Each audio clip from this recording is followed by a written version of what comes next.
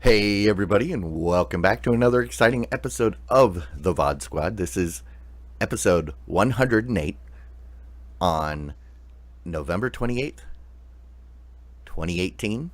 And if anybody tries to tell you that last week was episode 108, tell them they are a filthy liar.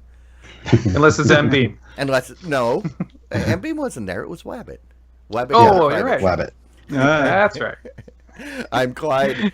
Today I'm joined by Jimmy Trammell. Hello, everybody. Matthew Ross. I gotta have to apologize to Wabbit. Sorry I mixed you up. Michael Aston. Hello, everyone. Hey, everybody. Yeah, we missed you last week. Oh, wait, you were around for a little bit, and then... But, yeah, last week we had technical difficulties. We were suffering from TD, and... We popped over to Discord, did a old-fashioned radio show, and Wabbit got a private experience. So normally you have to pay, what is it, like upwards of $50 for the private in the private show and the VIP room. Hey, Wabbit, you could make that happen every week. Just saying. Well, he's got to show up first. Hey, good. Pay your way on to the show. That's fine with us. We don't care. And Wabbit is one of our avid listeners, so he will hear this tomorrow and feel shame. And we really appreciate feel no shame, Rabbit. None whatsoever. Hey, trust me, Wabbit, I don't think any of us would be here if we didn't have to be. So, oh wait. I mean, now that we've entered into the part where this is actually our jobs, maybe someday we'll actually get paid in large enough denominations to make it a real job. I don't know. That will be a far and long ways off for us. How about that we could each have a top ramen once a month? Actually, we're almost there. Oh no, I think we're there. I think we're yeah. We're right. currently there. We're once a week is what I meant, and we're 1/7 away to almost feeding ourselves. When you figure they're 10 for $1, so yeah. Well, I think we're already there. We can have one a week. We can almost feed ourselves in top ramen. All right. So we're getting close. We got a good start. Life goals. Top ramen. Alrighty. Yeah, Jimmy's like, wait, what's that? No, I do know what it is. All right. Hey, I don't think that's what anybody tuned in for. So I know everybody's sitting there wondering why did we tune in. But hey, Matt, what do we got to talk about this week? So we're going to start a story here about YouTube Premium and how that they have been looking at how they've been taking their premium service and their premium offers, and they're going to be taking a step back from how they've been doing it. Instead of making premium shows that you have to sign up to to what used to be YouTube Red and now is YouTube Premium in order to see, they're looking at making all their shows in the future available for free with ads, and then giving you either bonus features or early episodes or bonus episodes if you do have the premium service. Essentially, they relooked at how YouTube is perceived and said, hey, nobody likes to pay for something that they used to get for free. Well, this isn't something that they used to get for free. I mean, I understand the confusion can come from the fact that it's still YouTube. Exactly. People think they should have it for free. Yeah. But dude, yeah, I have yet to watch any original content and still am more than happy to pay the premium price just to get ad-free service. Like, agreed. Absolutely. Although Cobra Kai is excellent. But yeah, I mean, I know there's good content there. I just haven't watched it, but it's still way worth it to me to get no ads. Yeah. Mm-hmm. And someone forgot to remind me. But yeah, and I think it's a smart move because there are people that would or that haven't watched stuff that they probably would have because they're not willing to shell out the money. I know if I didn't have a special deal for YouTube TV, I probably wouldn't have watched any of the YouTube Red, now YouTube Premium originals that I have. And yeah, who kind of like Hulu in the early days where it said, well, why do I want to pay for it? The ad-supported version is fine. Or, I mean, if I have to watch ads, I'll watch the free version. And then once they, came out with the ad-free version, it made it a little bit, there was more incentive to start paying. But YouTube's doing it in reverse, where they're saying, hey, we had this ad-free version that still kind of had ads at the beginning and the end, if I remember right. I don't remember, but it's been so long since there's been a new YouTube thing I wanted to watch. But yeah,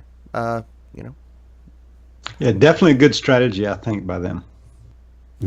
Yeah, it's the idea of, hey, I want to watch this thing and it's on YouTube. Oh, I should be able to watch it for free. That, I mean, the mindset of everybody is that I shouldn't have to pay for anything, and so it does make sense that there would be people that are like, I'm not going to watch this if I have to pay for it anyway. That being said, I am so with you, Michael.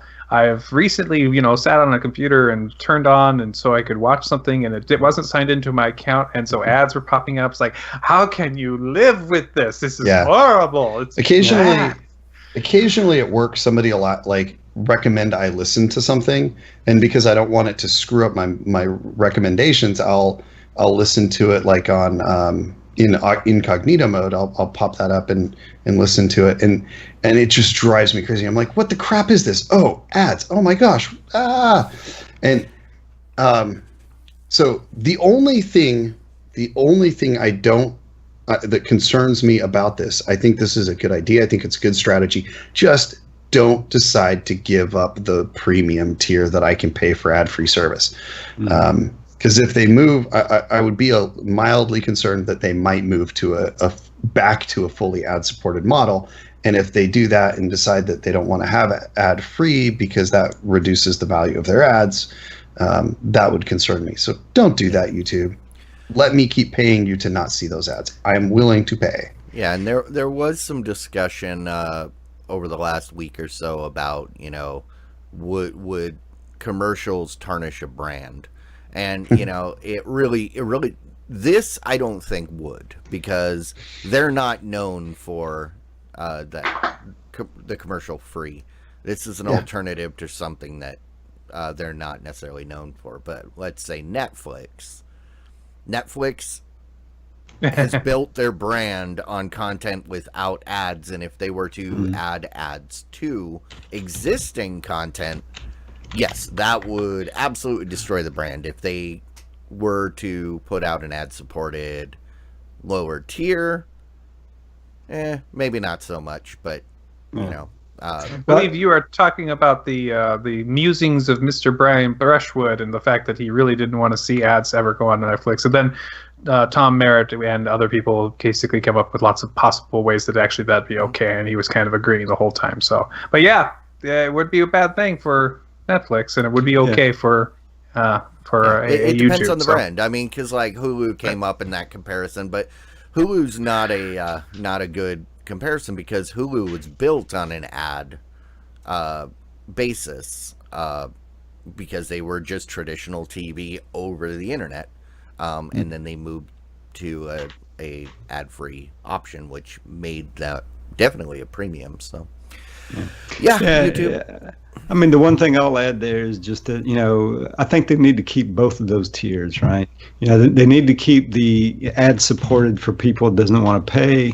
And then for people that value their time, a little bit more and willing to pay a few bucks not to see the ads, they need to keep that there as well, right? Yeah. So keeping both those tiers there, I think, is going to be key for them. Yeah, and MB points out that if you watch the content on a PC, you still have ad blocker options. And I often wonder if that's why I never see ads on YouTube. I don't know if it's because of my YouTube TV account or if it's because I have an ad blocker. Either way, I never see commercials, and I'm happy. All right. Moving on. Netflix is now offering the Minecraft story mode episodes for you to watch, and those are, if traditionally, video games, which you would be able to choose basically where to go. Basically, they have taken the Minecraft story mode and made it into an interactive story, like they've been testing with previous shows. But they've taken this existing product and been able to put it directly into the interactive edition. And I know this works because right now my son is downstairs watching this exact thing on his computer. I For a little tried while the longer. story mode game once. It was only part of one of the first chapters, and then I never went back. I'd ask my kids, but I don't think they're the target demographic anymore. I don't know. He was actually on the Android box and he was able to be doing the interactive on there too. So I'm wondering if they got the interactive working on all the different platforms, and that'd be cool. Yeah. Awesome. Yeah. More of that. Yeah, that is cool. Excited to see them taking forays into more diversified kinds of entertainment. It's still very much like video, but it is somewhat interactive, and that's very exciting. One thing I didn't know that this cued me into is I didn't know Telltale Games had gone away. Or Oh, yeah, that's big Yeah. video game news. missed that the end of the last year. Yeah, Well, they not the end of last year. It's still the same year, a few Yeah. months ago. Yeah, they basically had too many irons in the fire, and they came up short with a couple things, the big projects that they were supposed to do.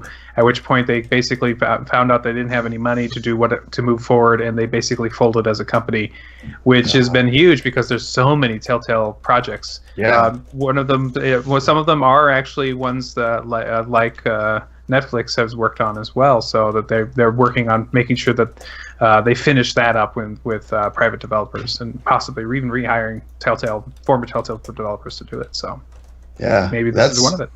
That's it. It's a big bummer because they did make some really great stuff, and sad to find that out. I guess I'm like 2 months behind. Where have you been? Yeah, Working. this is my news. This cord cutters and Oh. you Oh, how know, nice. so like yeah. At least somebody tunes into this show for the news. We haven't talked about this yet, so I didn't know. I don't tend to talk video game news on here because this is not That's about not video what we do. Yeah. Yeah. We need another show for video games so I can keep I up to know. date on that. And then there's one of us that has no clue what you guys are talking about. So Well, we need So that- you're we need saying that the point of next view. show is us explaining explaining video games to Jimmy. No, There you no. go. The next show is obviously Jimmy explaining to us SQL and I already tried to take that class and I dropped it. I dropped it fast. did you drop the table? Yeah, No, you can. I literally got up in the middle of class and walked out and said, "Nope." Right over his head, right, Jimmy? Yep. I was about Yep. three drop weeks in. drop but- database. All right. Jimmy, drop tables. Come on, it's a good joke. You should know that one. I do know that one. Yeah, I got it. All right. Sling has decided to has been able to add the Discovery Network channels, including the Science channels and a couple other ones on there. Moto Trend, which used to be known as Velocity. Hey, they've been onto their blue and orange service. So, and this is kind of exciting because this has been some of the hardest channels for any of the streaming channels, streaming providers to be able to pick up, which gives a big leg up for Sling, if you ask me, if you like those kind of channels. Yeah, that's like one of the only live channels I ever watch. And it's funny because the Motor Trend channel that I watched went away and became Velocity. They merged, kind of like AT&T Singular. AT&T became Singular, but then now they're AT&T again. Motor Trend Yeah. became Velocity, or got engulfed by Velocity, and now they're Motor Trend again. So that's good, because at least it's I like that, because it's rooted in the magazine. Yep. The rest of these, good. It's interesting. I mean, when I hear this, knowing what I know about Discovery, it surprises me because, like, to me, Discovery's key properties are Discovery Channel, Food Network, HGTV, and TLC. Those four. There are others that stand out, but those are like the four predominant channels, and two of them are not on there. And I think that's just related to the fact that those were acquired fairly recently, and most companies already have contracts to get those channels. So Food Network and HGTV are pretty much available everywhere through. They used to be part of Scripps, which was acquired, but it's interesting to me because Discovery Channel. How else are you going to get Shark Week if you don't have cable TV? And that's been a hole in my life every year since I dropped cable. So I'm very excited that there are more ways to get it. I mean, how else are you going to see interviews by Shark Week personalities that didn't actually have a Shark Week special air this year? Sorry, I don't get that joke. Oh, Yeah. Andrew Main. Oh. Andrew Main was featured as a Shark Week personality, but then they bumped his show. It won't. It'll hopefully show next year. But they were pimping him in promos for this year. Dude, I missed that. I missed that because Andrew Main's one of my favorite entertainers. He's on my top 10 list of internet entertainers, and he talked about it on Weird Things. I'm summer, but yeah. I'm reading the story here. It looks like they split up all the channels across many different packages. The blue package gets Discovery and Moto Trend. Mm-hmm. Oh, excuse me. So the orange gets Discovery, Investigation Discovery. Right. And it's Motor Trend, not Moto. Moto would be motorcycles, dirt bikes. Well, it does, according to this, it's spelled M-O-T-O, so Moto Trend. Maybe it's Moto Trend and it is different. Maybe it's not the same thing. It's the magazine. It's Motor Trend. Sling Blue gets the Discovery Channel proper, and TLC and Investigation Discovery. And so if you get the combination package, you get all of those. And then they have put Heartland Extra, which is one of the packages, gets American Heroes Channel and Destination America. If you get the News Extra, it gets you the Science Channel, which basically Discovery Channel and the Science Channel. Discovery Channel every once in a while has something good, and the Science Channel, I could watch hours and hours and hours of how it's made. So wasn't the Science Channel was a Canadian station, right? I don't know, but it basically picked up where Discovery Channel kind of dropped off the infomercial style. Well, yeah, because they show all the old Science Channels, like how it's made was Science Channel from the early 2000s. Before. So is is the Science Channel like the History Channel, which is to say that it doesn't actually show anything that's science? It's all like pseudoscience? Because just like the History Channel is all pseudo-history? Well, it depends because most of the sciencey stuff that you're seeing on the Science Channel right now is the Science Channel stuff from the early 2000s when it was still true. Because a lot of Mythbusters on there. So it's because of the History Channel now, it's just like naturally I assume that. You mean the Nazi Channel? Or are they not the Nazi Channel anymore? No, the History Channel is the Aliens Channel. Oh, okay. Yeah. Because they were the World War II channel for many years. That's American history or what American. They were for a while. No, there was a long time where anytime you tuned into History Channel, it was World War II something. But, and it's now the American Heroes Channel, which is on the Heartland Extra. So okay.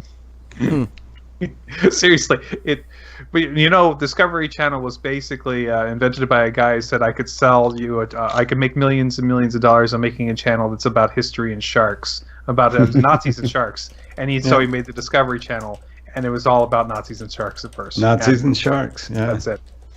So, somebody make that a title, Nazis and Sharks. I mean, honestly, that's some pretty darn good entertainment right there. I mean, I can't deny that. Every time I see a show about sharks or World War II on the TV, like at work when I walk down. I can't not stop for a few minutes and watch. So that's when you have the battle. Oh, you just described a I said battle that backwards. between two stations. Can't. So if Discovery Channel and Old History Channel were to fight, it would be Nazis versus sharks.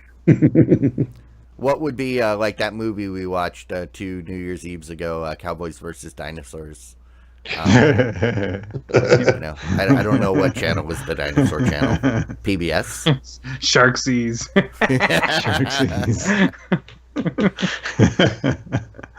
Not full on, they're Neo. But yes. All right. Amazon is actually looking to be one of the bidders to pick up the various regional sports networks that Disney cannot pick up due to a regulatory. Or they already have it; they can't keep it though. But they can't. Well, when they buy the Fox properties from Fox proper, they're going to be required to sell off the regional sports networks, so they do not compete with their ESPN. They'd have too much of a corner of that sports television market.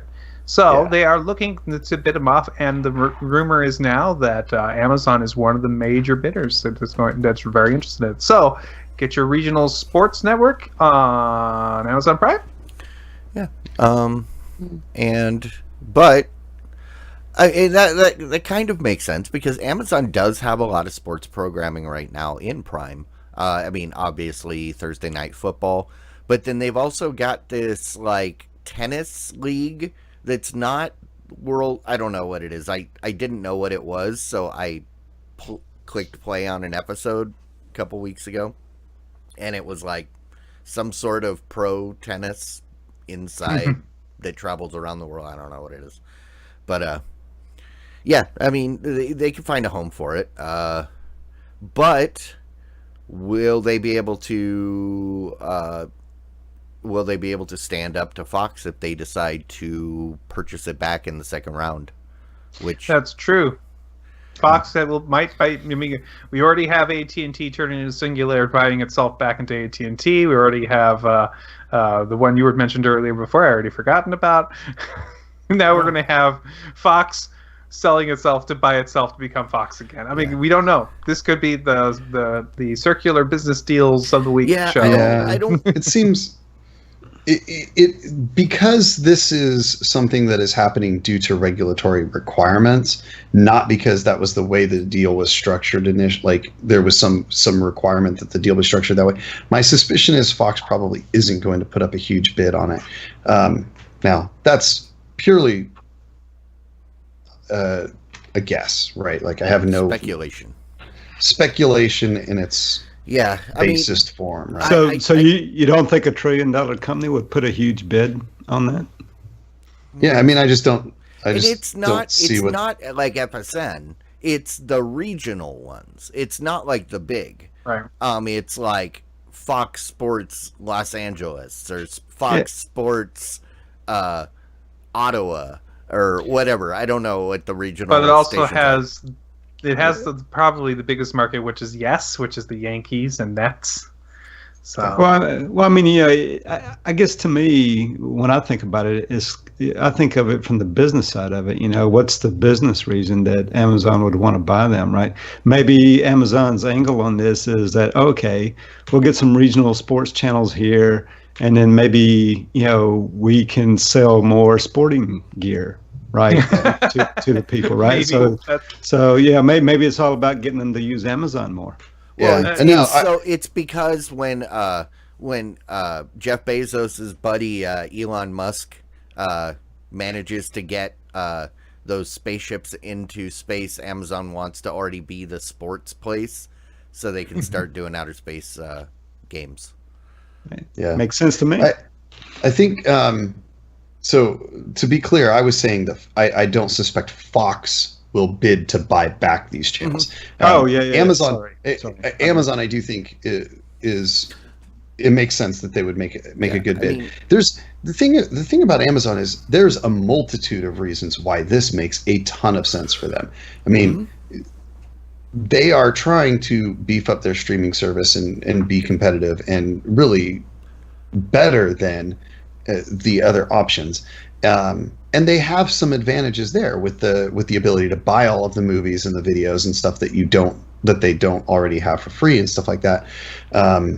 This just gets them closer to being the only solution that you need to be entertained, right? They want to be a traditional network. They want to have everything. Yeah. So that their channel just becomes Prime. Yeah.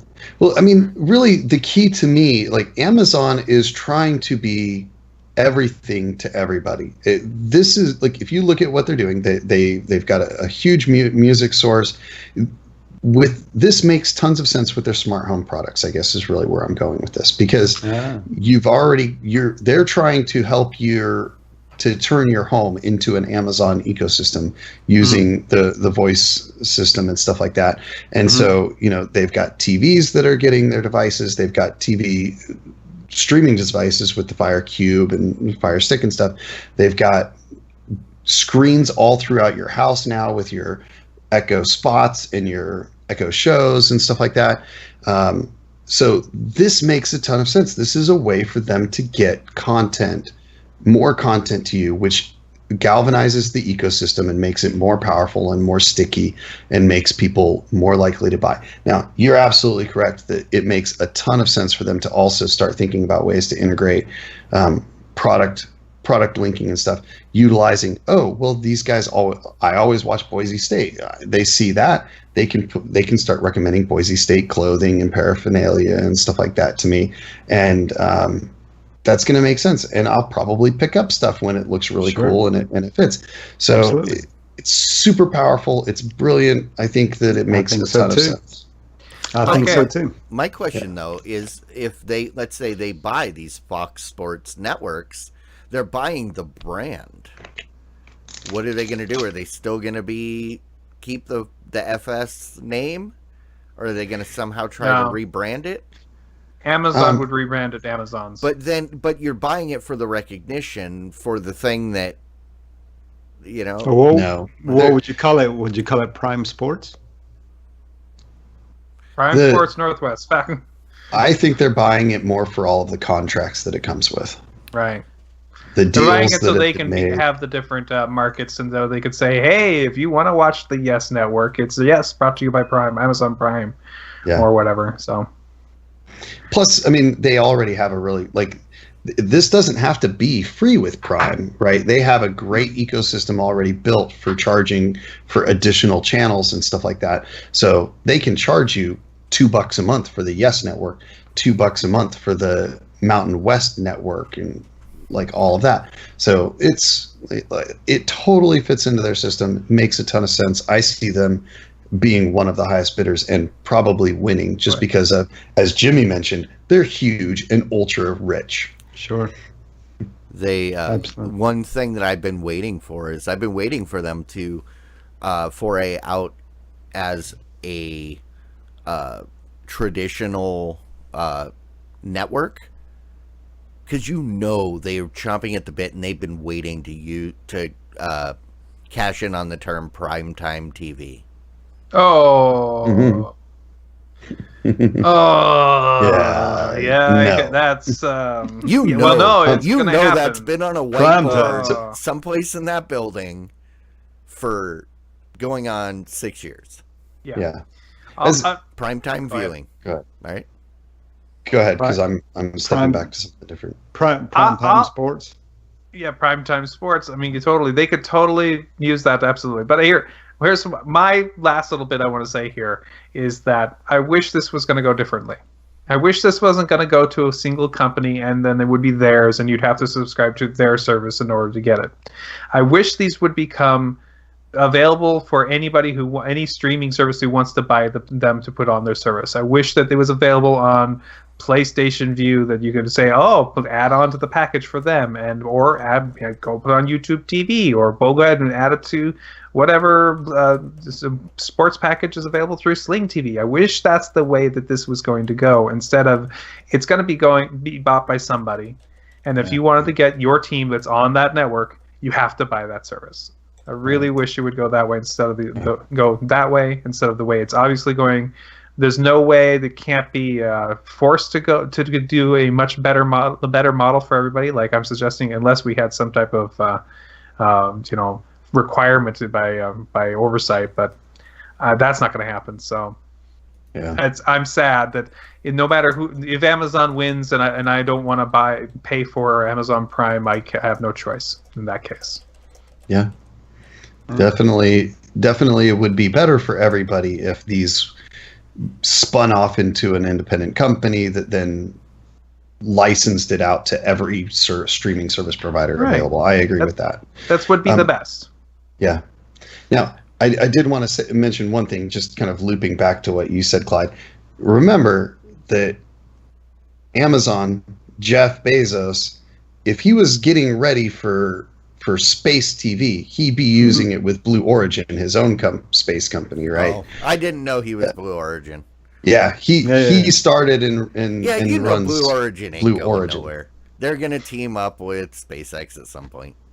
They've had almost as storied a success run as SpaceX, just not as many flights, because they haven't been focusing on things like small satellite delivery up to this point, and not as much publicity.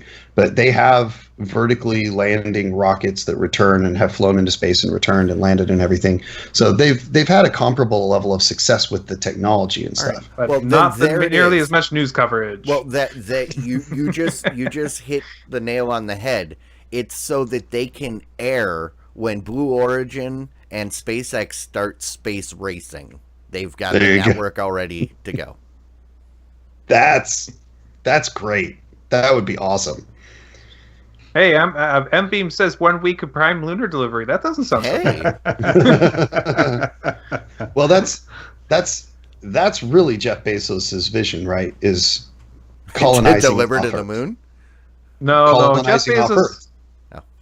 Jeff Bezos' vision is for us to be all become, like Wally, and Amazon is by and large. We're going to buy everything through them. They're going to be the one big store. We're going to have Amazon money. We're going to eat Amazon food. We already do a lot of this. We're going to talk to the Amazon Jeff Alexa. Bezos wants to be world emperor. Exactly. And how do you by do that? You capitalism. subjugate the masses and make them dependent on you. So he's well on his way. Jeff Bezos, the supreme commander. The benevolent overlord. All right. Hey, speaking of benevolent overlords, what's Apple up to? So Apple, Apple has their Apple TV devices, right? Mm-hmm. And they're, for the Apple faithful, they're actually very nice and cool. They're a little expensive, so it's kind of hard. If it's not expensive, Apple won't do it.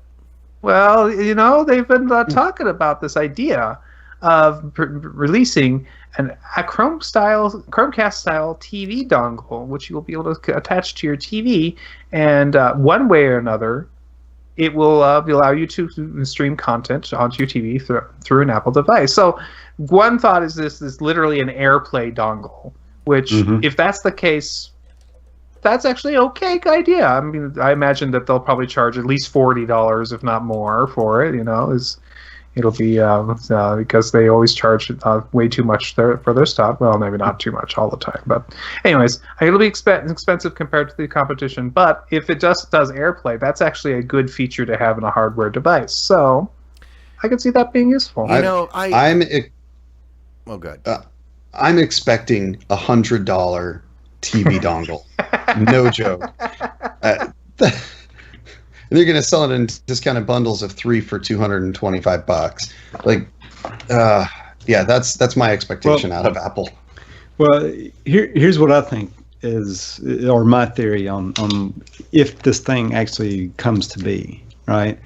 I think this will be a device that you're right. It'll probably plug into your TV so you can AirPlay and all. But I think if they do this device, I think it's going to play in with their TV service that's yet coming as well.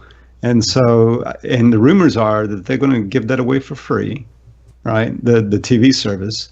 And so they all have that dongle to go right along with it. Yeah. And so then you'll be able to stream their free TV service right up to the television. That's what I think will happen. Well, and the thing is, a lot of people have done a lot of speculating because a week ago, Apple, it was reported that Apple had assessed possibly, maybe someday, the option to do something like this. And then everybody went crazy and said, Apple's doing this thing.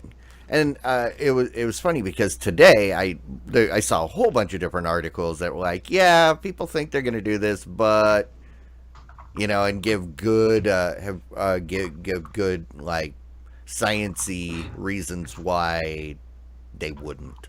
It's number one being the fact that the Apple TV 4K has finally taken off, because it was kind of really sluggish there for a while, the sales. And also number two, to quote, "Appler's gonna Apple." Yeah, if it doesn't fit doing that doesn't really fit the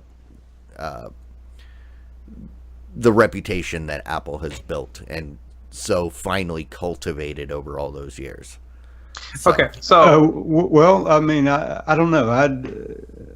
I think that it does, and I think because I think it all plays into that TV service, right? They're going to give that away for free, and if they give you a little device to plug into your television so you can stream the free TV service, it'll keep you buying these things. Okay, hold on.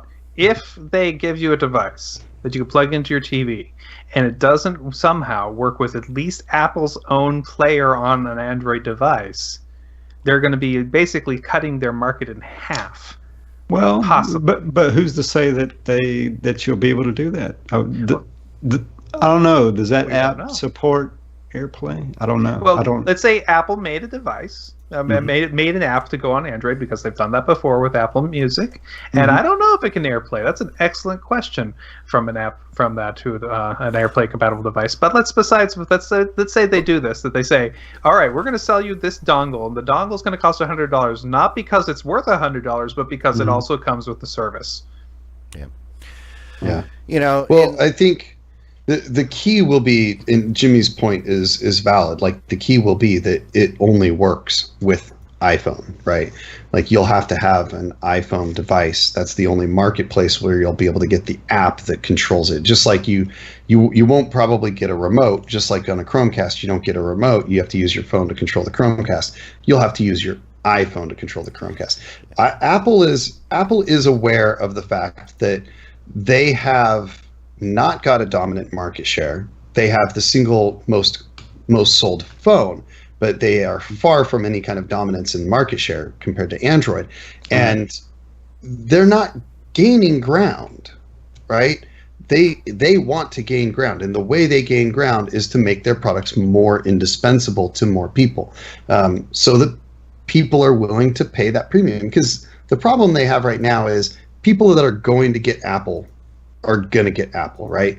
But there's a large section of the population that wouldn't mind getting Apple, but the price is just a little bit out of their reach, so they go for a slightly less expensive Android phone. Now, there's also the population that's like me that wouldn't buy an Apple phone unless you were paying me to take it. Even then, right? I would just go without a phone. I just wouldn't use it. I mean, you could pay me to take it, and then I wouldn't use it, you see. I don't even want it in my house. But yeah, I mean, so it's one of those things that I think this is a good way for them to get market share, and I think that you're definitely onto something there with that approach, Jimmy. That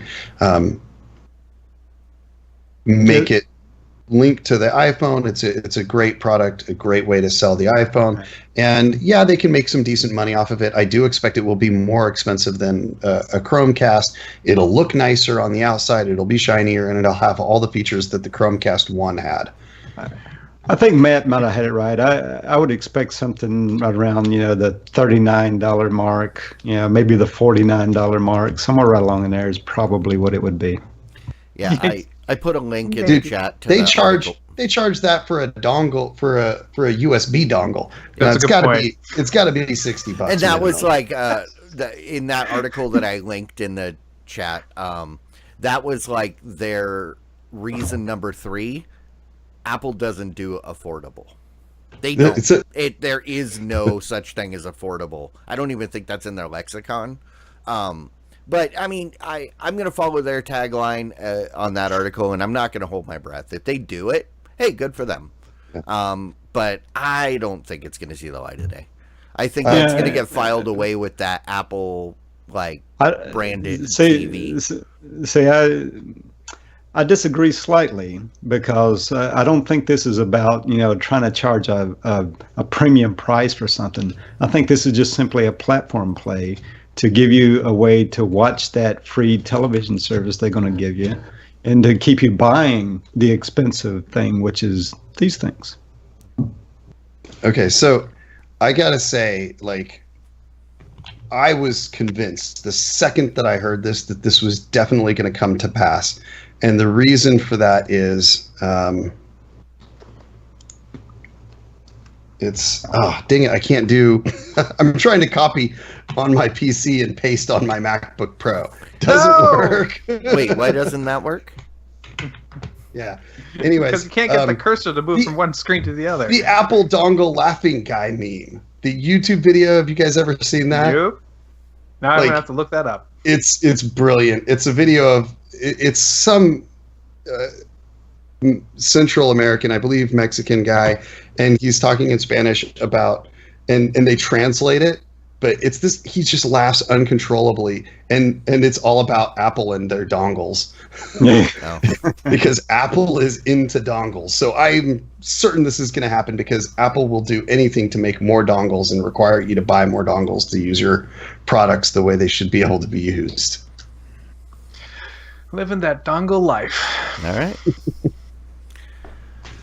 But living La Vida Dongle. Somebody make that a title. All right, AT&T has DirecTV. DirecTV Now is the streaming service, and they've got a new user interface if you're going to be using the new No. They were talking about a couple weeks ago. We talked about how DirecTV Now was putting out their own streaming device built on Android TV. This is the first look at the user interface on that device, which is, and I'll bring this up real quick. Which the reason this is a story is because it completely overwrites the existing Android UI. Mm-hmm. So I mean, this is the first look that we've had into this mysterious device that I was so curious about seeing. The writers of this article seemed aghast that how dare they? This is the first time that someone has done this with Android TV, and then not true. First we say no. The Android TV's been heavily skinned, like it was the Air TV, from Sling, and then they said, but this is the first one that forces you into their ecosystem. The first thing it does when you log in or when you bring it up is it brings you into DirecTV Now. And I said, well, yeah, that's exactly what the Air TV did. So essentially, they're doing the same thing that Sling did with the Air TV, but it does. And you could argue that Amazon did with, using Android as the basis for their Fire OS. Except this is on a true. This is built on top of the true Android TV ecosystem, so the Play Store is there, so you will have all of your apps and stuff that you expect from an Android TV. You just if you're not a DirecTV Now user, this is not going to be a compelling device. You're going to be thrown into something constantly that you don't use. But if you are a DirecTV user, like maybe my parents, this actually looks kind of interesting. I kind of like the look of it. Yeah, I was going to say the interface looks good. Looks good here. What I see on the It's website. not much different from the basic Android TV, but it does have some extra features when the DirecTV focus is on. So, I mean, because it does. I mean, the picture that they show at the top looks exactly like the current version of Android TV. Am I wrong, Matt? No, the picture on top is the current Android Yeah. TV as of Android, whatever, It was Oreo. Oreo. Yeah. Yeah. We haven't got Pi yet. Yeah. Most people don't have Pi. I love Pi. This is exactly what I love about Android, and what makes me so happy about Android and its related products, and why I'm an Android fan as opposed to an Apple fan, is because this is what Android's about. It's about being able to be reskinned and modified and adjusted to meet the needs of every person, every user, every company that wants to provide a variant of the product. It's about choice and customization and stuff. So that's exactly what this is what Android's about. This is awesome. I love that they're doing it. Will I use it? Probably not. Actually, definitely not. But it's still, it's great. Do more of this. Let's see more variations. Let's see better and better quality of user interfaces that derive from people using things a lot and changing it a lot. And it's funny that you say that, because the whole reason I never picked up an Air TV is because I don't use Sling TV. Mm-hmm. And I wasn't willing to sign up for Sling to make a device, make sense. But in this case, it does the same thing as Air TV, but I do use DirecTV now. Right. So Makes more sense. I'm like, okay. So now you've got a flavor for everybody. You've got your devices. Nope, the Shield, too expensive, not interested. The new Xiaomi Mi box turns out to be a little bit of a disappointment. But then you find the flavor. You find the flavor that fits you.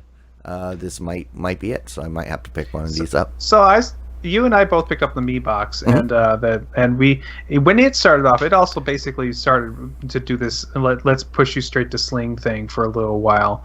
In later editions, when it got the most recent updates, it stopped pushing Sling as the primary thing. It started pushing Pluto TV as its primary thing, which that became what it's when you first started up.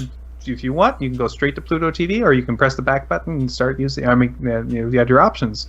And we haven't talked about it, but the new Mi box, the Mi box S, I think it is, only at Walmart.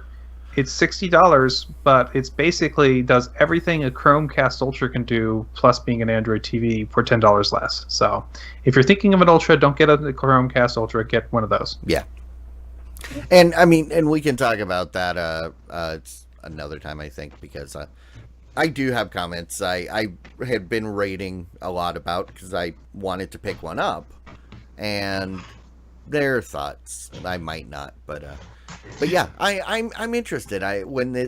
If this DirecTV box comes out, I might check it out, because Totally. I can actually leverage this. Hey, especially if it's like, hey, we'll give it to you for free. Hey, Yeah. hey, AT&T. I'm still waiting for that beta test email, so send it to me. Hey, AT&T, you want 4 guys to talk about your product for free? And They have actually, already gotten that. possibly in a good light, Yeah. which they don't get very often. I mean, just saying. All right. Speaking of various boxes, including one from Xiaomi, Xiaomi's got a new box also from Walmart. It's a laser projector, which will provide you a 150-inch screen TV running Android TV. It's only $2,000. Actually, a laser projector for $2,000 is Not bad. It's not bad. This It's not does bad. not do 4K though. Nope, it's only 1080p. It's only 1080p, But this, if you haven't seen one of these, Matt and I, or Mike and I have talked about this because I actually really like these. These are the ones you set on a table below the screen and it shoots it up onto the wall. And I'm doing arm gestures and nobody can see me. But yeah, it shoots it up onto the wall. And it's got the Android TV built in. So this is an all-in-one box. It's got a Dolby speakers. They're not Atmos speakers, but they are designed and tuned by Dolby. People that saw this over the summer at a trade show said it actually looked really good and it sounded really good. At the time, Xiaomi had said this wasn't going to be a consumer device. It was just something they hacked together with stuff they had laying around. Mm-hmm. But apparently there was enough demand that they decided to put it out. One point that this article made, though, is this is a little off-brand for Xiaomi. Because Xiaomi, normally, they, as a company policy or something they brag about, is that they don't sell anything for any more than 5% over the cost. Yeah. So, which is why the Mi boxes are so cheap. They don't try to make any more than 5% profit on any of their hardware. And so then that brings into question: are they still following that philosophy with this box? And that's just how expensive it was for them to make it. Or are they kind of willing to step over the line a little bit and put an expensive or more expensive device out there that might make them a few bucks? One thing, while I get that perspective, I do recall these things are these what do you call them, the short throw laser projectors like this are tend to be super expensive. Oh, yes, they do. So like it's not uncommon for the 4K ones to be like 10 grand. Yeah, so $2,000, even though it's only 1080p, is still really cheap. So this might actually be meeting their price model. You can get a 150-inch screen for or 150-inch screen for $2,000, and you don't have to mount it. You don't have to do anything. You can throw it in your suitcase and take it with you. I'm looking forward to. Hopefully, they will have this at the booth this year at CES, because I want to see this thing in person. Absolutely, I'm very excited about that because the others also look like the higher end ones look amazing. So if this is anywhere, like they legitimately projected onto the right surface, onto the screens, they legitimately look almost as good as like OLED or quantum dot. Mm-hmm. They are comparable to quantum dot quality and close to OLED quality in their imagery and stuff. Now, granted, lighting does impact it a little bit, as with any projector. Yeah, as with any projector, and the surface that it projects on is important. It does have to be the display. So that would be the other question. You will want a screen that is tuned specifically for that, but yes. And that's an important other question to factor into this cost, because those can be very expensive as well. The screen that I had when I had a theater projector was like a $600 screen. So screens are also very expensive. So, but still, I mean, throw another $600 on top of this, and you've still got a pretty good deal for what it is. It's not you go pick up. Granted, it'd be 4K, but a quantum dot that would have a comparable quality image, potentially, depending on how this looks, to this, you're going to pay $2,600 for like a 65-inch or a 70-inch. So yeah. 150. I wonder if you could upgrade it to a 4K image. No. Would that be possible? No. It'd be a different model. Yeah. They would have to do that and put it out as a different model, because it's the limitation is the laser and how it projects and how fast. Mm-hmm. So it's not like it's not exactly like LCDs. I mean, it would be like saying, "Hey, I've got a 1080p. Can I upgrade it to 4K?" Dell has a model of this that's a laser projector that's 4K, and it's on sale right now for about $5,000. Yeah. Yeah. So we're looking about half price. So. Plus, but does that one have Android TV built in? You? All right. That's a whole $70 extra. Well, if they used, well, I assume they would use their Android TV, but they could build a Shield in there and or 150. yeah. So I mean, but yeah, I saw this and I was kind of now Jimmy's going to be kicking himself for buying that thing that he bought that's currently a secret. You're fine, Jimmy. Don't worry about it. Google has announced that they have actually started to ship their new Android TV 2 development kits. So that they announced at their last I/O that they are going to be doing a new focus on Android TV, where they're going to be looking at how they can improve the platform for the future. And they've been sending out these new development kits for the developers to play with the new hardware and the new software requirements. So this means we will start seeing new cool things from the community trying to work, bang at this new product for the future. See, next year at this time we'll probably start seeing something come out of this. When I saw this article, I went, "Oh yeah, I forgot all about that." It's been so, and that's the whole point of this article is it's about time because it's been almost a year. Or maybe more than a year since I filled out that paperwork saying, please send me one. Mm-hmm. I mean, I had the ADT one, which became the Android TV. I want to play with this thing, but, so basically Google didn't go into specifics about when. They just sent out a vague tweet saying, hey, people start checking your inboxes for an email. Mm-hmm. They didn't say when. It just said you might want to start looking. So I'm actually keeping a close checking your box. Oh, I've been throughout the show. That's what I've been doing. I keep going back, hitting refresh. Nope, not yet. Anybody want to see my inbox? Yeah, I don't know what to think about this because it looks like a stupid Chromecast thing.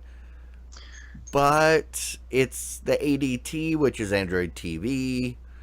So, I mean, is this what happens when Android TV and a Chromecast have a baby? It becomes teardropped. It has a teardropped head. My guess, I think Chromecast as traditional is this is the end of the days for it. If you ask me, I think it's going to be sucked into Android TV. Android TV is going to be so inexpensive that why would you spend the extra $5 for the Android version, or save $5 for the version without Android? Just get Chromecast. I think we're getting down to the margins being so close, it's not going to matter anymore. And so, the most important thing though about this device is it is the only TV device running Android 9. So, and the fact that that is the case, I don't think we're going to see Android 9 on the Android TV anytime soon. At least until this is done. But, yeah.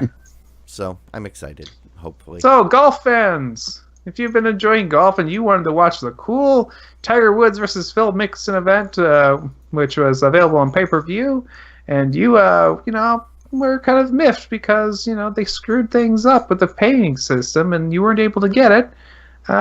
Guess what? What they decided to do is if you're a Sling TV or an AT&T user that were trying to get it on there, they're going to give you your money back, which is kind of nice. Also, they because they couldn't figure it out, they actually put it onto a different service called, what is this? This is called Bleacher Report. I've never actually been to Bleacher Report. And they put it for free on Bleacher Report Live because they couldn't get the payments working properly. So hopefully you got to see it, and hopefully you get your money back if you paid for it. Yeah, and I mean, I don't know why, number one, that's news. You paid for something, it wasn't provided, you get your money back. That is basic commerce. Because if they said no, then they've got a class action lawsuit. People purchased the service wasn't provided, they dealt in bad faith. You know, they have a word for that. I think it's called fraud. Yeah. But I mean, the fact that right. they're doing it and in this way, and it kind of makes me skeptical because they're obviously trying to buy some kind of goodwill by saying, "Hey, everybody, look. Yes, there was a problem, but look what we're doing because we're awesome." Putting it out there though, for people to watch on Bleacher Report, that is a nice touch. I will give them that. Okay. Anybody else disagree? No, and unfortunately, I don't care enough about golf to comment further. Oh, Mhm. I'm a big golf fan, and I want to watch it. And I forgot that it was even coming. Well, it's not. But- It's not so but much about. But I do want to watch this, though. Yeah, it's not, and that's where you might have gone awry, is because it's not about the golf. It's not about Yeah, the I know. sport. It's like a couple months ago when there was that pay-per-view fight that didn't work. You know, this is something that happens. They screwed up. They had a problem. So, you know, why like, hey, we're so awesome that we're going to give everybody their money back? Well, Well, to be fair, I mean, it's not that you couldn't watch it. It's that they made it free for everybody. oh, except I misunderstood some that. people had already paid, and then they Oh. had problems processing new orders. So instead of not let half the people that want to watch it, they made it free for everybody. Okay, I And take some that back. people had already paid. So they refunded people that paid. They paid for something and they got what they paid for, but it just happened to also be free Oh. for anybody that hadn't already Okay. paid. No, So but yes, it- that it's- is good for them. Okay, I take back what I said. I will I think- bottle back up my spit and Yeah. vitriol. Like, I think legally they probably didn't have to refund it, No. but holy smokes, I'm sure they had so many Yeah. super pissed off people Well, because And suddenly PR it's not free and they already paid $40 or $50 for it. Yeah. They accidentally pirated their own stream. And made it available to everybody. Okay, that's just silly and dumb, and makes me kind of laugh. So, Yeah. alrighty. Well, hey, we need to start moving on. So, right now is where the point where we thank those people that help make us get around to doing this every week. The patrons, the people that are actually footing the bill to an extent. There are more bills, so I mean, don't take that to say that we've got all the patrons we need. But no, but to those that those that are supporting us right now, we definitely want to say thank you. Thank you. And if you're not currently a patron, we would appreciate it if you would consider it. I mean, even $1 for one episode, you know, makes a difference, and we will accept that graciously and accept you into our clubhouse with open arms. The patrons get updated status and access in the Discord server, as well as custom RSS feeds.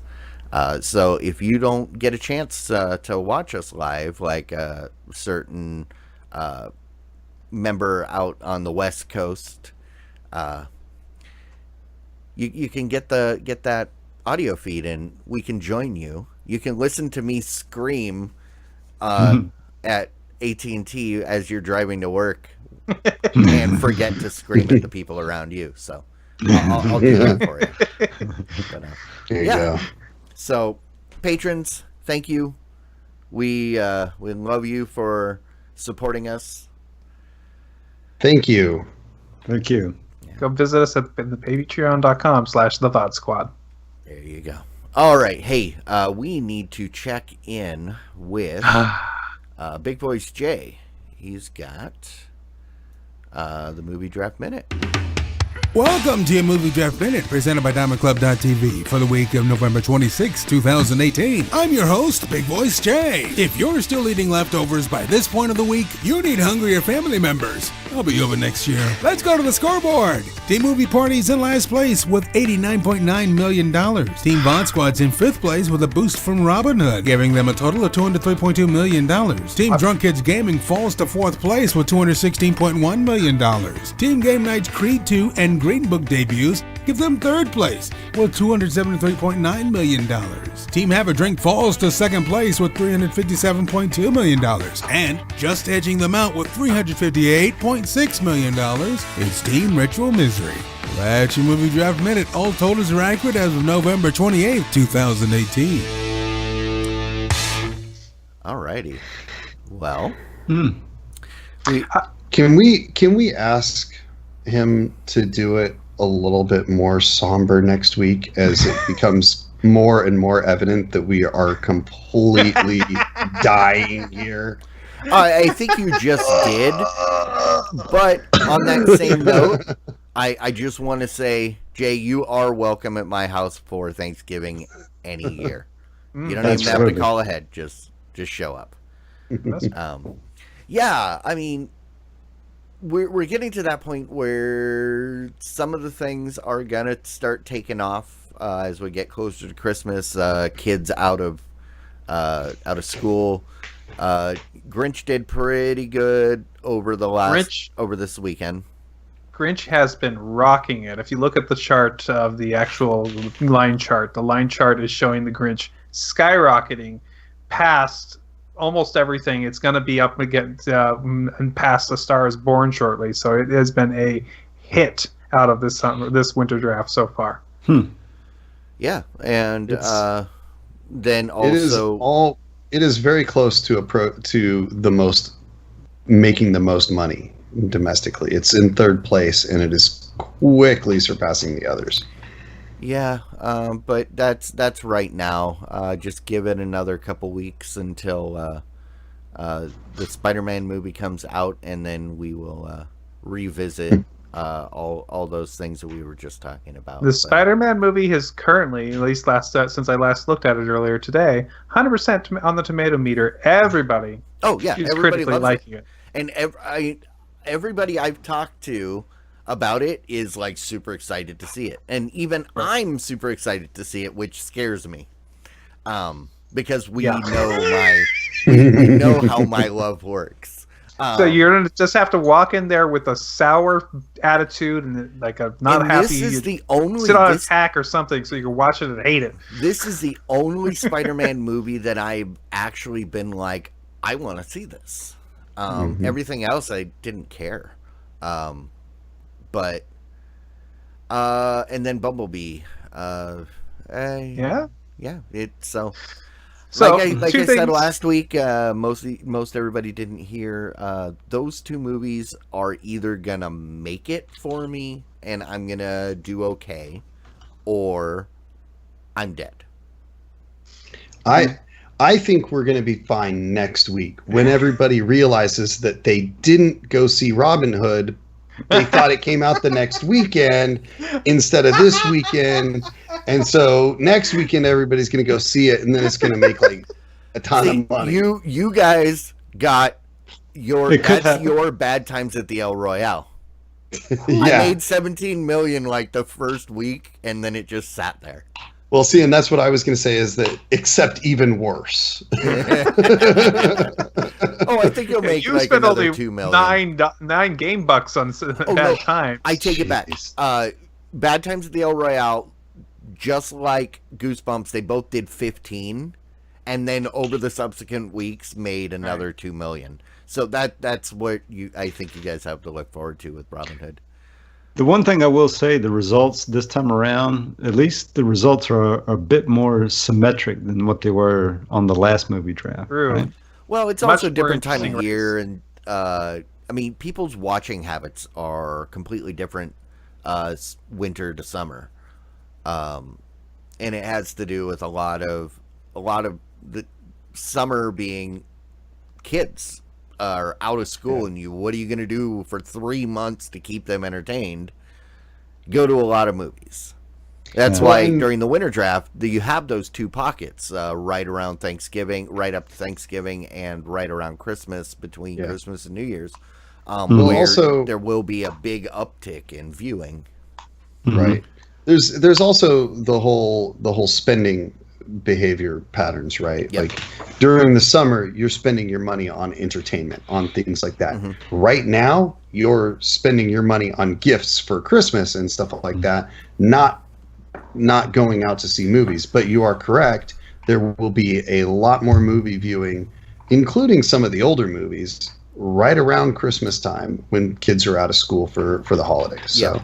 Yeah, so That's when everybody's going to go see Robin Hood. I haven't seen a single movie since I shut off my Cinemia subscription, and that was Oh no, I paid to see Bohemian Rhapsody out of my pocket. So yeah, I haven't seen a single movie since Bohemian Rhapsody. So Well, here's a couple of things that I've got to say here. Is one, next week, I'll start with this week. This week we actually saw Ralph Breaks the Internet, and it did a very good job with $90 million so far. And Creed 2 did remarkably well, now getting $60 million. All the other ones, they didn't do so hot on there. So those two have done very well for them. Can they make the money up for the teams that got them? Don't know. Next week we have no movies. Basically, we have 2.5 weeks until we have another movie. So we have a big gap right now where what we've got is what's going to be what people are watching. So what does that mean? Maybe we will get some more. First Man actually might get a bump. It's I doubt it. I don't think it's in any more theaters. I think it's out. yeah. Well, No, actually, it is. It just entered into the cheap theater here. Well, and the last thing I wanted to mention is that I'd like to make a congratulations to A Star Is Born. You have just beat out Night School for being the best movie value per game dollar spent. And that took a long time. Night School has been in the lead in that this whole time. And by the way, they're both owned by Ritual Misery, so Yeah. They're doing rather well so far with their money. The Ritual Misery is still my favorite to win right now, just based on my gut feeling. But there's it all basically depends on Mortal Engines. If it does okay, and if then what's the other one that they've got coming out that's big? Is that it? Aquaman. Aquaman. Yes, that's right. So that's probably going to be a big one too. Yeah, so. because DKG, they've got. Oh, did you say Holmes and Watson? Nope. They've got. No. I was talking about Ritual Misery. Oh, sorry. I was thinking DKG because they're right above you guys, and Yeah. Those two movies are gonna make them hard to catch. That's true. Potentially. Well, then, if Ritual Misery, the only one they've got left is Mortal Engines. Maybe that's not the one. Dick Cheney's gonna save us. I think that's a funny thing to think about too. But funny thing about Christmas movies is they seem to do really well, and that's probably the biggest movie out on Christmas Day. Yeah. Yeah. I think that people are No. There's one movie that's much bigger. On the basis of sex. See, which is funny because I just noticed. I didn't realize they were both out on Christmas. You have the red and the blue movie competing for the box office, Oh, opening on the same day. Yep. Well, I don't disagree that my expectation is, you may have some parents go see those and send their kids to some of the other movies, but really the Christmas season, and MB mentions this, the winter season is family movies, especially around Christmas time. People go see movies with their families and stuff. It's not as much send the kids to see movies or go see movies with the kids while the kids see something else. It's going as a family, watching movies. So what I expect is things like Crimes of Grindelwald will get a little bump. Wreck-It Ralph, or Ralph Breaks the Internet, I guess, is going to get a big bump that week. Dr. Seuss Bumblebee for a little bit older. Dr. Seuss is going to get a big bump there. So those movies, they may languish for a while, but they'll probably still be in theaters or be brought back, and they'll all get a bump. Anything for kids, maybe Mary Poppins as well. Welcome to Marwin will do I think will do okay for you guys. Yeah, it's Maybe. anything that's family centric It's the right is going time to do really because it's coming out right before Christmas on the weekend, and Christmas is on a Monday, right? I don't remember, but that Yeah. week has 6 movies coming out, including your not Sister Act, Second Act, which got delayed. Your Second Act movie was supposed to be out last week, Yeah. and it all got delayed until all the way to exact. So from one weekend, which had 6 big movies coming out, to another movie weekend with 6 big movies coming out. Jeez, good choice, guys. Well, Yeah, and hope both they, of yours I hope are- they don't go for a third act and move it again. So Well, it would actually be better for you if they moved it back to Christmas or the week after Christmas, it would because be better for me if they went ahead and moved it back to the beginning of November. yeah, Sorry, guys, it released 4 weeks ago. Then that would bring me back to last draft, or my movie. The hell happened to my Disappeared. movie? It disappeared. They got rid of it. Yeah. yeah. Well, It's all right, I keep you won. thinking the Don't same be thing bitter. about Alita. Yeah.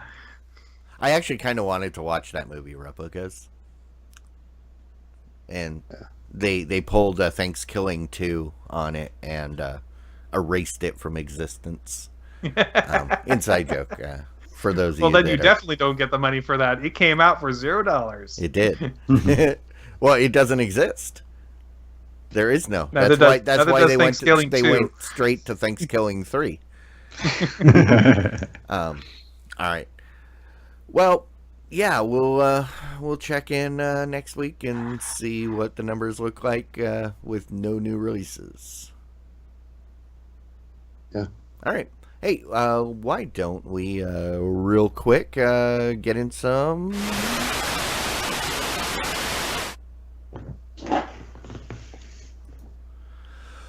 All right, who wants to go? I know Jimmy's got something that's been burning a hole in his psyche for a couple days. He barely able to contain his excitement. That I do. So one thing I'll say, and typically I'll mention, stuff that I'm watching. One that I started here recently. I think it's been out for a bit. The new season has, but I just started watching it recently. Is The Man in the High Castle, the 3rd season, right? If you're a fan of that show, it still seems to be more the same. Still entertaining, right? So I'm watching that one. So then the other thing I want to talk about is something that, yes, I did make a purchase. And what I bought, I can't show you the actual thing, but I do have the box here, right? So I'll show you this. It is... It looks like a is it? dehumidifier. Yeah. So if you can see that, that's a Synology, right? It's a Synology NAS, right? The DS418 holds 4 hard drives. I've got 4 terabyte drives in there. So and I got it rated, and so that's a usable storage of about 8 terabytes. So really enjoying that one. Doing backups to it. Also, in my setup here, I also have a Drobo 5D that's attached to the iMac. That one, I think I got about 10 terabytes of usable storage there. Wow. Right. Awesome. Very nice. Yeah. And the one thing I'll say, and Clyde, you'll enjoy this, on this particular unit of the Synology, it has 2 Ethernet ports, and you can aggregate them together, right? You can bond those guys together. So Bonding is so underrated. Yeah. Oh, it's no bonding. Does it do Bonding. load balancing or Nice. just does it do active load balancing, or is it just for redundancy? No, it aggregates the bandwidth as well. Okay. Right. So it's active. Cool. Well, rock on. We'll have to see how that's doing in a few months when you've put it through its paces. Yep. Absolutely. Matt, what you got? So I went. I don't get to go to the movies very often, but during Thanksgiving break, the wife and I were able to escape and go watch our movie, The Fantastic Beasts and the Crimes of Grindelwald, and I liked it. I can understand why there's a lot of hate for it because it does mix things up a bit, and it is kind of a weirdly paced movie. Other than that, it really tries hard to try to be provocative and try to make you think about, what could be going on and what is going on. And I really enjoyed it, and I really am looking forward to the next film because of the ideas and possibilities they've opened up. But I also can understand the critical hate for it. So yeah, Michael's like, nope, it's not right. It's so not right. But no, it's I enjoyed it. So if you're interested, go see it. I agree with everything good you said and disagree with everything you said that wasn't good. It's like some type of magical rain erased all the bad memories of what I just said, right? Yes, There are people exactly. who don't like No, that. One of the things people don't like. So that's that's the crazy thing about this. Like, I guess there's a lot of people that are super highly invested in Harry Potter and the world of Harry Potter. And so I understand why it frustrates them, but this was a thoroughly entertaining movie.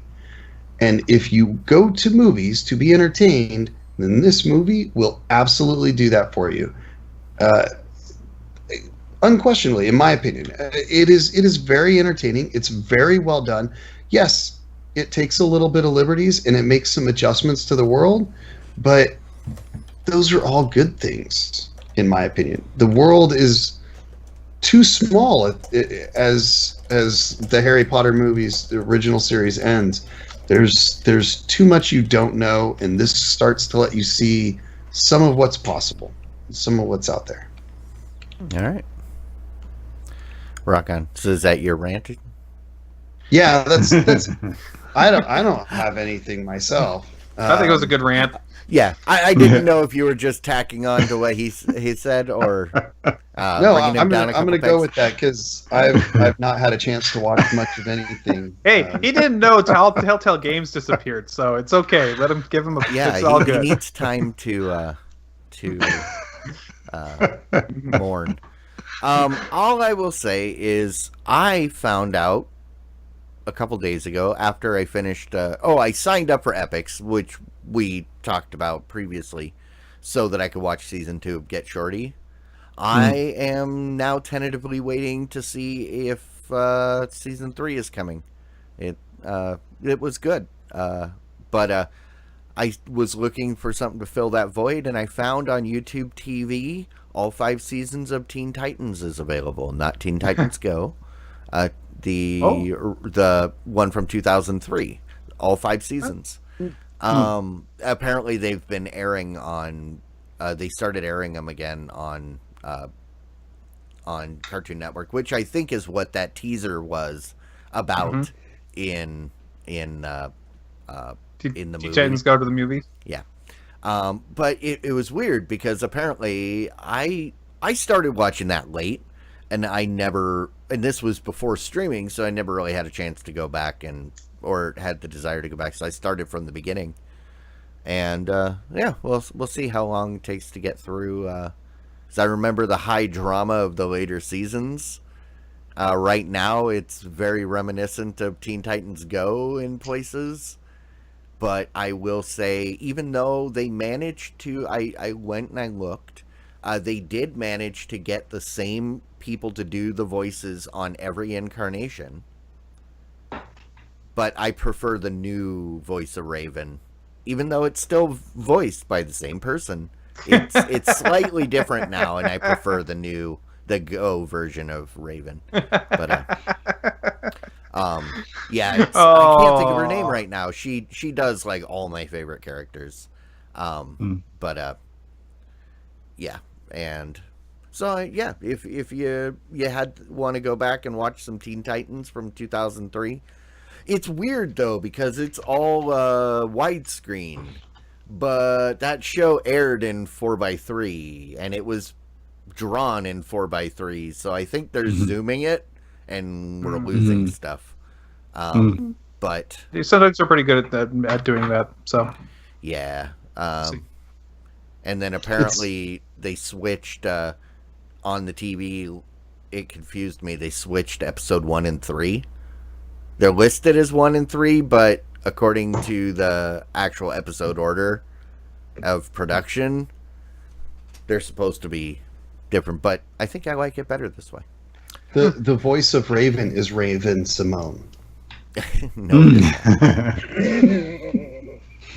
it's I can't. Why am I blanking on her name? She's also the voice of Timmy Turner on The Fairly Odd Parents and like Pinkie Pie on My Little Pony, and she does the voice of like every Tara character. Strong? Yeah, Tara Strong. Okay. Yeah. Yeah, once you told me Pinkie Pie, I was like, oh, now I know. Yeah. Oh, yeah, she's great. I almost said Ashley Ball, but Ashley does. She's others, but yeah. All right. Well, that out of the way. Thank you guys for joining us for a technology uneventful episode. yay!